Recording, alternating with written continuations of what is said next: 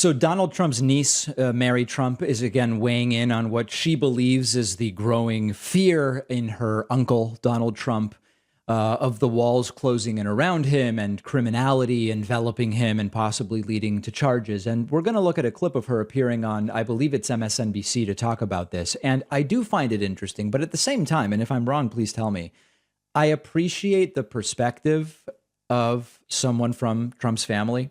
And when she first emerged from the shadows, it was particularly interesting. But now I'm actually wondering what Mary Trump really knows about what's going on right now with Donald Trump, because as far as I know, she has no contact with him or that side of the family whatsoever. So let's take a listen. This is interesting, and it may well be what Donald Trump is feeling, but it may be just as speculative as what I can deduce Trump might be feeling from his posts on Truth Social more than any personal knowledge. Let's take a look. Joining me now is Donald Trump's niece, Mary Trump. She's the author of Too Much and Never Enough. Mary, good morning. Always good to see you. Listen, by your training, you are a psychologist, and you also know you are someone who knows Trump very well. What do you think is going through his mind right now? Because there's an incredibly getting even larger amount of damning testimony that's coming out. And notably, he did not attack Pat Cipollone before Cipollone testified before the 1-6 committee. Yeah, good morning, Katie. I think Neil Katyal summed it up quite nicely. To say that Donald is terrified is accurate and also an understatement. I think this might be the first time in his entire life that even he can't deny the walls may indeed be closing in.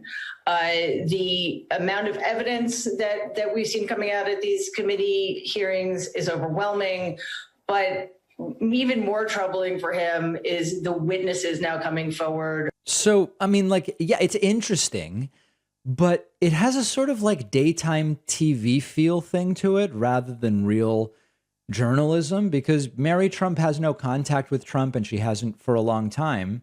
And let's imagine she's right about Trump's fears and state of mind right now, which she may well be.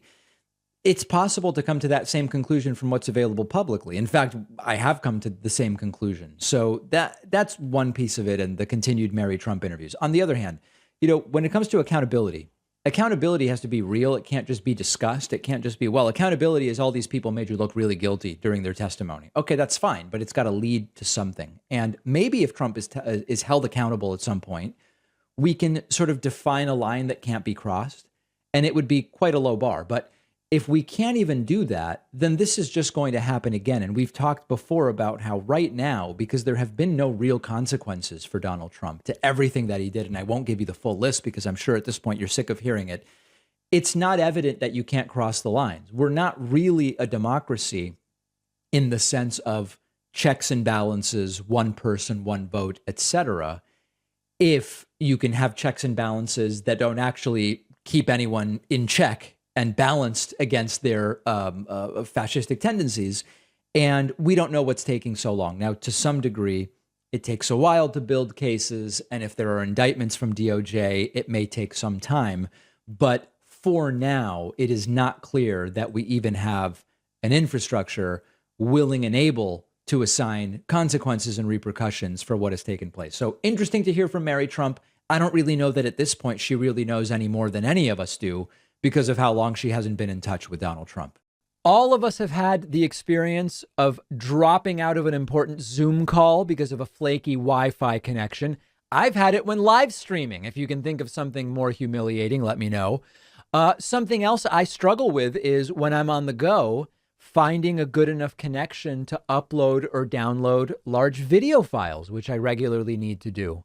What if you could fix all of this by using more than one internet connection at the same time, like the coffee shop Wi-Fi and your mobile phone's connection, combining them into one super internet connection that's faster and more reliable?